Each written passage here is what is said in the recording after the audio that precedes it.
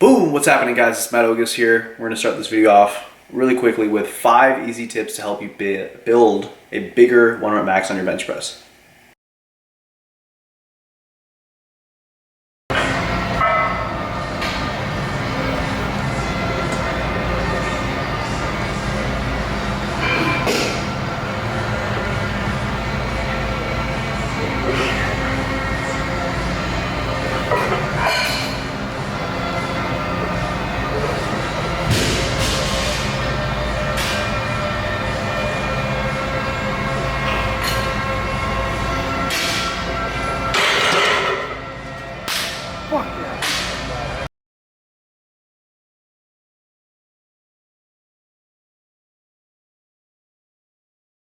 So my advice is going to apply to the general population. This doesn't necessarily go for like freaking elite powerlifters necessarily. But for most people, they'll test their 1 rep max on bench press way too often. And in the workout itself, they'll either do it at the beginning or at the end. So if you're, first of all, if you're testing your bench 1 rep max at the end of your chest pressing or at the end of your bench pressing, you just tired yourself out. You spent a lot of energy. The testing of that max itself was greatly hindered by how much volume you just did. So for most people, they're already screwing themselves right there. And then testing their 1 rep max at the beginning of the bench press session, assuming they're doing it way too often in the first place, that's also a negative because for most people, testing their bench press max usually results in failure, right? It usually results in concentric failure. They're trying, they can't bring it up. What that does is usually it spends a lot of energy, really hits the nervous system, and it makes it so that the rest of the bench press session, they end up with a total volume much less than what they could have potentially hit. So instead of what they could have had the potential to do 3 sets of 8 with 225, but then they decide to start that bench press session off with a 1 rep max attempt. They go for, let's just pick something random here, but like 275 and they fail miserably. They get it halfway up, they stall for 5 seconds, then their homie pulls it off of them. Really wipes them out. Now they might only be able to do 215 or 210 or 205 for 3 sets of 8. Or basically their workout's going to be hindered. So essentially you can look at it as when you're testing your bench press max, for most people, the way most people do it is they end up negatively affecting the workout itself. So it's less of a productive workout. They're building less strength on the bench press on the sessions that they actually go and try to test their 1 rep max strength. Try and test your 1 rep max strength more often, end up making less strength gains.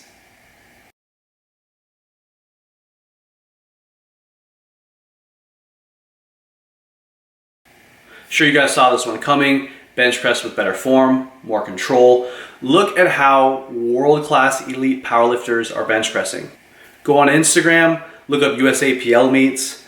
Go on YouTube, type in IPF, USAPL, bench press, and just look at how other people are bench pressing with the control that they use. Maybe you don't have to necessarily go as wide as some of the powerlifters might go on the bench press itself, but look at how controlled it is. Look at how especially controlled they are on the 1 rep maxes.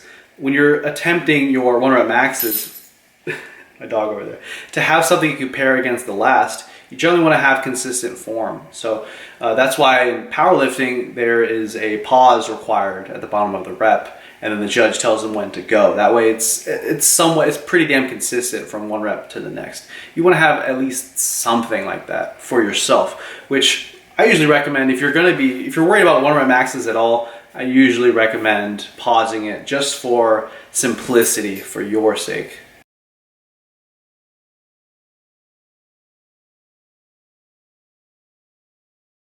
If you're really serious about bringing any particular lift up in terms of your 1 rep max, or even in terms of muscle development, say you really want to bring your chest up or your legs up or whatever, take the lift that trains that muscle and do it more often. That way you'll be able to pack more total volume of that particular lift, hitting that particular muscle within a week. So let's just say normally right now you do a total of 5 sets of bench press a week. Try out 6 or 7 or 8 total sets of bench press this next week, but split it into 2 different workouts.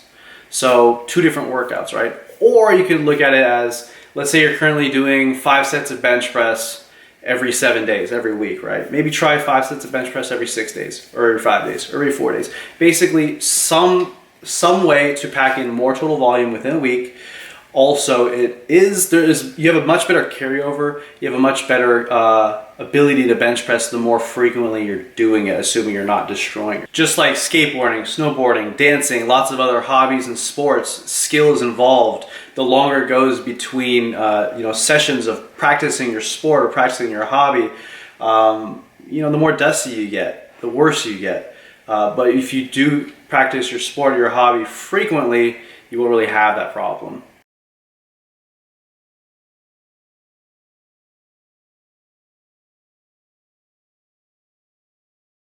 Just a quick example with my Ogus 753 program, we have people hitting 5 sets of 7, we have people hitting 7 sets of 5, we have people hitting 10 sets of 3. We're changing the loads and the reps and sets that people are working with.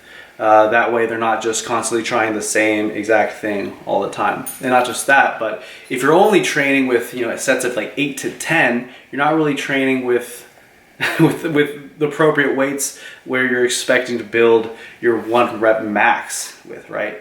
You're better off training with 3 or 5 rep sets if you're really focused on building your 1 rep max, compared to training just with 8 and 10 rep sets, which a lot of people do. A lot of people train just 8 to 10 rep sets, expecting that when they randomly want to see what their 1 rep max is, they're like, what the hell, my 1 rep max is shit.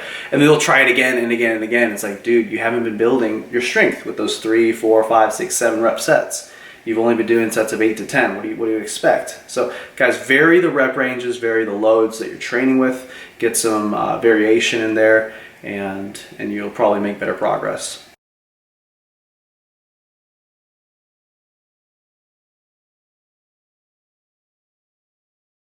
It's probably your least favorite word, right, guys? Patience. Guys, I've been lifting for 10 years now, and if there is one word that really describes how building muscle and strength can be defined, that one word is patience. It's seriously a waiting game. It takes forever. It's like watching paint dry, right? Guys, it's going to come slowly. It's going to take a lot of work. It's going to take a lot of effort.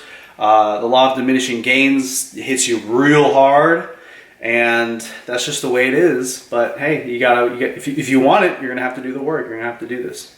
And also, the other side of the coin for patience is that it's okay for you to, wherever you're at currently, using whatever form you're using, assuming that it's probably mediocre or less than, you probably want to take just really decrease the weight you're currently using, work on your form, rebuild your technique, your form, and rebuild your strength with that correct form, and you'll be able to get yourself further in the future. I know it's going to take you patience, it's going to take you a lot of time and work, but in the long run you'll end up being stronger and bigger.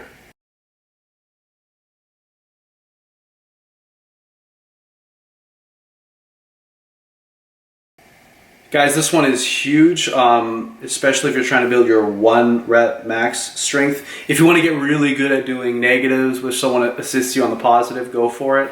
But if you're trying to build your 1 rep max strength, it really isn't helping you. Truly, ask any experienced or high-level powerlifter if they recommend doing reps of bench press past failure. And I would be surprised if you found a single person who said, yes, you should train that way.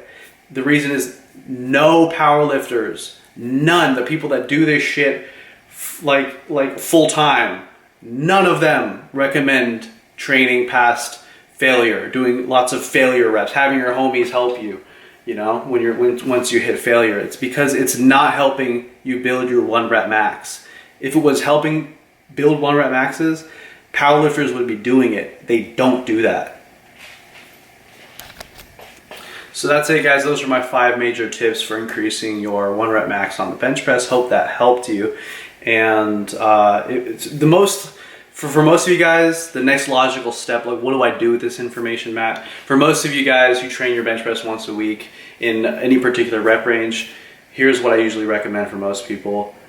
Try it twice a week, right? As your primary exercise on one of the days, let's just say Monday, and then you'll train it again on Friday maybe. So Monday, you'll have it as your primary exercise in the 3 to 5 rep range. You're not training past failure. You're not even necessarily hitting failure at all. Hopefully your reps are nice and clean and you're getting in quite a few sets where you're not hitting failure. You're actually completing the reps with clean, good form, and then increasing the weight you're using. So you have the 3 to 5 rep sets earlier on in the week, and then later on in the week. Let's just say for your primary, or maybe even your second or third exercise for that workout, then you're going to be doing some lighter bench press. Either lighter with 3 to 5 rep sets, or in the hypertrophy rep ranges. So 8 to 12. 3, 4, 5 sets, something like that. So that's just that's just a basic actionable set that most of you guys can take. And if you do want more information or form help, actually, I do have a free chapter of my Ogus 753 ebook. It'll be in the description box. Just click that. I think you have to type in your email, then it automatically gets sent to you. Download it, check it out, and I hope it helps.